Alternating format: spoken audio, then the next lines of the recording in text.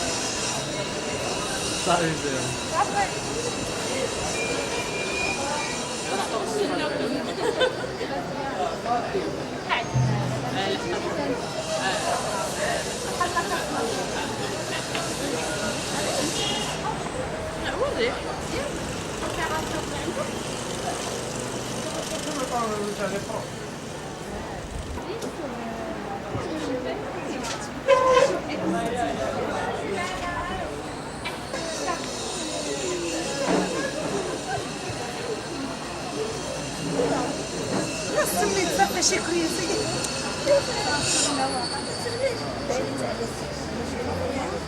تعرستي وتبردي عاود لي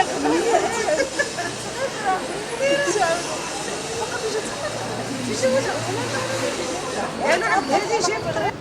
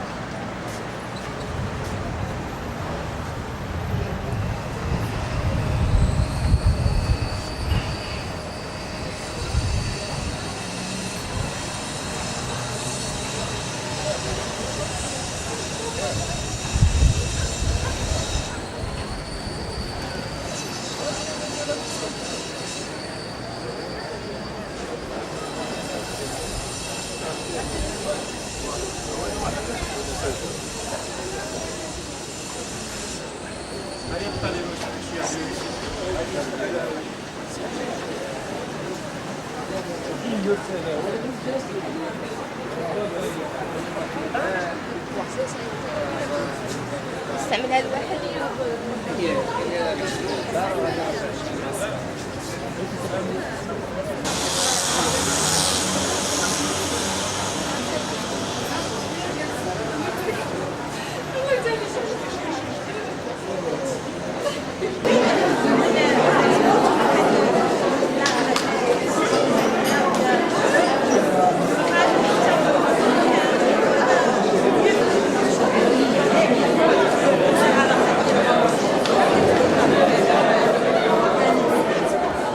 enseignantes, chers administrateurs, chers étudiants et étudiantes, honorable assistance.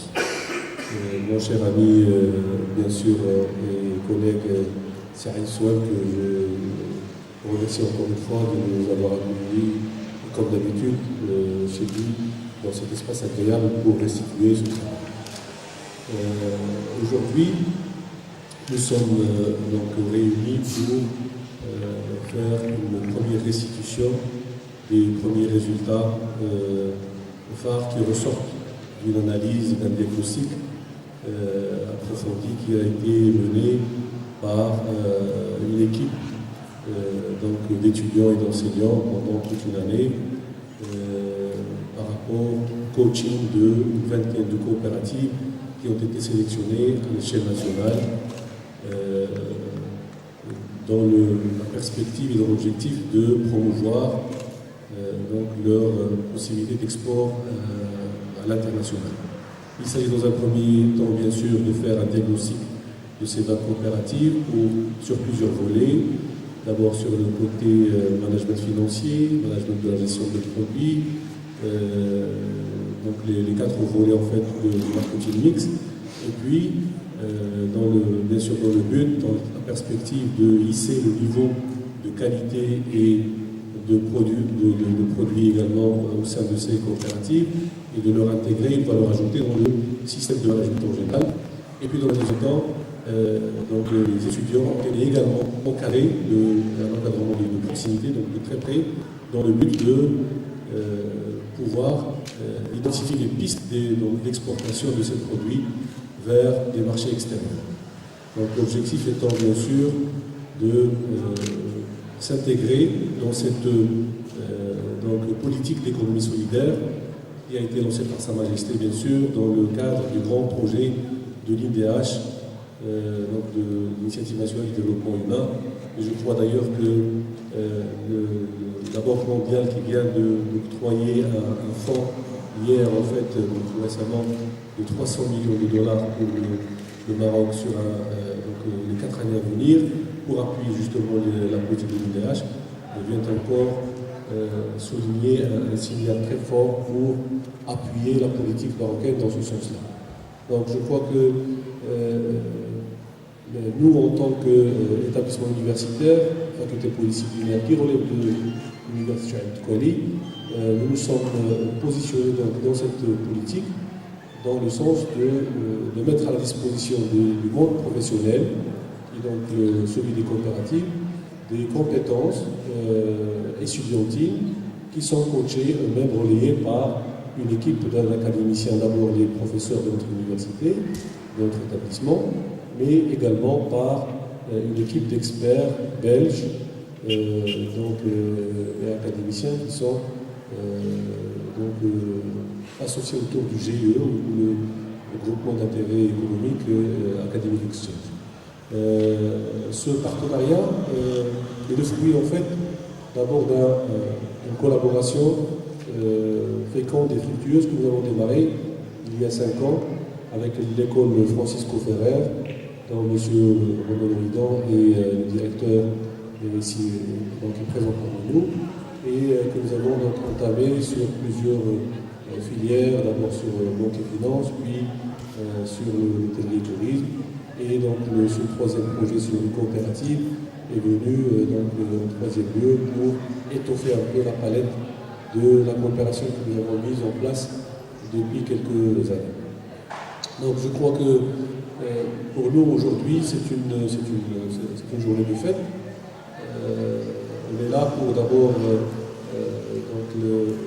faire un peu le bilan des résultats que nous avons pu concrétiser et réaliser, sachant que tous les étudiants qui ont participé à ce programme ont bénéficié d'un stage de 3 semaines en Belgique, durant lequel ils ont donné, au-delà bien sûr de l'apprentissage qu'ils ont fait dans des plateformes logistiques, ils ont également mené une campagne agressive sur le plan marketing pour identifier des clients potentiels et auxquels les produits de ces coopératives vont être exportés. Et la phase à venir justement, c'est le forum qui sera organisé pendant le mois de décembre pour la signature de ces conventions, de ces contrats d'exportation. Et donc je vois que l'objectif est atteint. Nous avons des demandes qui se sont exprimées, des contrats qui sont en train de se profiler, et je crois que notre vraie réussite, c'est de pouvoir exporter ces produits bancaires, des produits de ces coopératives vers le marché belge et de là vers le marché international.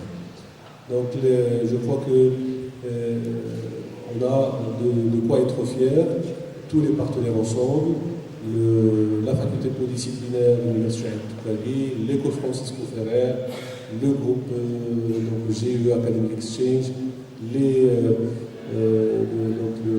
laboratoire Qualida, qui ont tous mis la main dans la main pour rendre ce projet ce qu'il est et de faire une vraie réussite. Ceci dit, l'apport du corps professoral a été donc d'une grande importance puisqu'ils ont suivi de très près tous ces étudiants, toutes ces coopératives pendant toutes les phases de ce coaching. Et je tiens à les remercier et à les féliciter vivement pour tous les efforts qu'ils ont déployés afin donc de réussir cette première expérience que nous considérons d'ailleurs une expérience pilote et que nous espérons par la suite bien sûr pouvoir dupliquer et reproduire afin qu'il touche un plus grand nombre de coopératives et pourquoi pas d'autres types de produits que nous n'avons pas encore touchés jusqu'à présent. Je tiens également à féliciter, à remercier tous les étudiants qui se sont impliqués vivement et fortement dans ce programme et qui n'ont ménagé aucun effort pour donner le maximum d'eux-mêmes. Mais je voudrais aussi rendre hommage et féliciter et remercier tous les coopérateurs et les coopératrices pour leur collaboration, pour leur patience et pour leur générosité aussi par rapport à ce programme, car ils étaient disponibles à améliorer le maximum d'informations pour que notre analyse soit le plus parfaite possible. Encore une fois, je félicite tous les partenaires et je remercie tous les partenaires qui ont donné le maximum d'eux-mêmes pour que ce projet soit une réussite. Et j'espère que dans l'avenir, on va pouvoir encore le pérenniser et le rendre encore plus consistant et lui donner une dimension encore plus importante. Merci beaucoup. Merci, Samuel Chapet. Je vais donner la parole à M. Laurent, donc le deuxième partenaire académique du côté belge, cette fois-ci, donc pour faire le point sur cette ligne. Merci Madame la Vice-Présidente. Monsieur le doyen, je m'associe évidemment aux remerciements, aux hommages et aux félicitations que vous avez formulés à l'instant. J'aimerais que chacun puisse se remémorer et revenir en arrière au mois d'octobre l'année dernière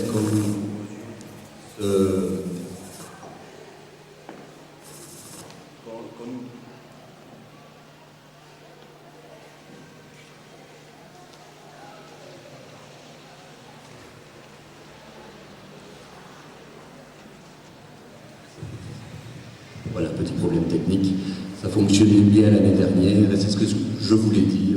Rappelez-vous l'année dernière, quand nous vous présentions ce projet, nous étions réunis tous ensemble, les autorités, les administrations, les étudiants, les enseignants, les coopérateurs, les coopératrices, pour entendre ce projet un peu fou, ce projet un peu ambitieux, ce projet porteur de beaucoup d'espoir.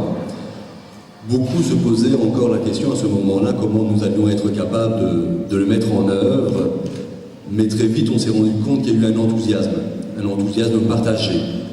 Et lors de cette journée du mois d'octobre, vous aurez pu remarquer comme moi que tout de suite la chose a pris, comme on peut dire. Les gens échangeaient, parlaient et s'enthousiasmaient, arrivaient à se motiver. Et je pense qu'au travers de cette année, ce qu'on peut mesurer, c'est que chacun des acteurs, et ils sont nombreux, il y a effectivement les autorités académiques, il y a évidemment les milieux professionnels, il y a évidemment les activités des coopérateurs et des coopératrices, il y a évidemment les étudiants et les enseignants qui tous ensemble ont travaillé. Et je pense que ça vaut la peine de faire le bilan par rapport à ça et d'y être particulièrement attentif, parce que je pense que c'est ça les grandes clés de succès de ce projet. Alors, je ne vais pas rappeler, Monsieur le doyen l'a fait à l'instant et Madame la vice-présidente aussi, quels sont les objectifs, les étapes de ce projet. Je pense que nous devons insister maintenant au regard des efforts que chacun a entrepris et des résultats que nous avons déjà engrangés. Je pense qu'on doit arriver à insister principalement sur la consolidation et la pérennisation du projet. Pourquoi ? Parce que ça ne sert à rien finalement de faire en sorte que toutes les parties comme ça se mettent en action pendant une année pour tirer ensuite un bilan, pour tirer ensuite une conclusion, faire une synthèse et ne pas être capable de se projeter dans l'avenir. Parce que ce que nous construisons ensemble, c'est pour notre avenir commun. Et donc je pense que c'est là le grand enjeu maintenant de ce projet, c'est être capable de songer à la prolongation. Et je pense qu'à ce niveau-là, tous les acteurs, je pense aux étudiants en particulier qui, au cours de cette année, ont aidé les coopératives et par là ont parfait leur formation théorique et pratique, j'ose imaginer que parmi les étudiants, certains auront décrit un projet professionnel, peut-être grâce à ce projet-là. J'ose imaginer, j'ose aussi croire que certains professionnels se sont rendus compte qu'on pouvait faire évoluer les choses, on pouvait encore progresser, on pouvait encore faire mieux, on pouvait éventuellement concevoir son activité autrement. J'ose imaginer aussi que les partenaires académiques que nous sommes, et je peux vous assurer qu'on y réfléchit déjà, pouvons aussi améliorer le programme et la plateforme que nous proposons. Donc, je pense que chacun aujourd'hui, fort des efforts et de la motivation que nous avons trouvés, fort de notre envie, fort de notre enthousiasme, nous devons être capables de porter notre projet commun et collectif. Et c'est particulièrement sur cet aspect-là, sur la pérennisation, la consolidation, la construction, que je voudrais insister. Et je crois qu'aujourd'hui, nous faisons la synthèse, nous posons un regard sur les résultats engrangés, et ce, pour nous encourager et pour continuer à progresser tous ensemble. Je vous remercie tous pour votre implication, votre participation et la force et la motivation dont vous faites preuve. Bravo à tous.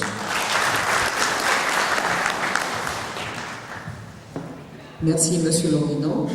Donc, je vais donner la parole à une personne qu'on voudrait donc compter parmi nos partenaires. Je donnerai la parole à M. Orka, donc le directeur régional de l'agriculture de la région Alta-Doukala.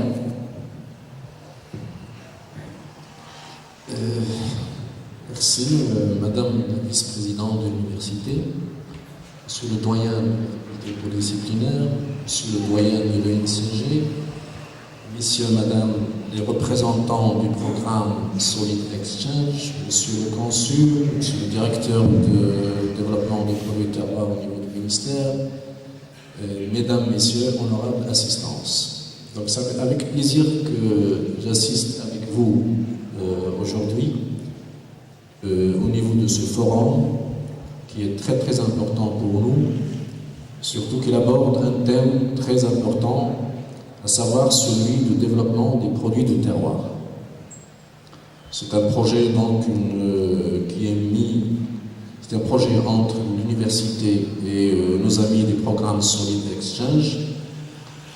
Et là, je voudrais, vous informer apporter quelques renseignements sur les produits de terroir et sur le développement de ces produits de terroir au niveau de la région de Douala.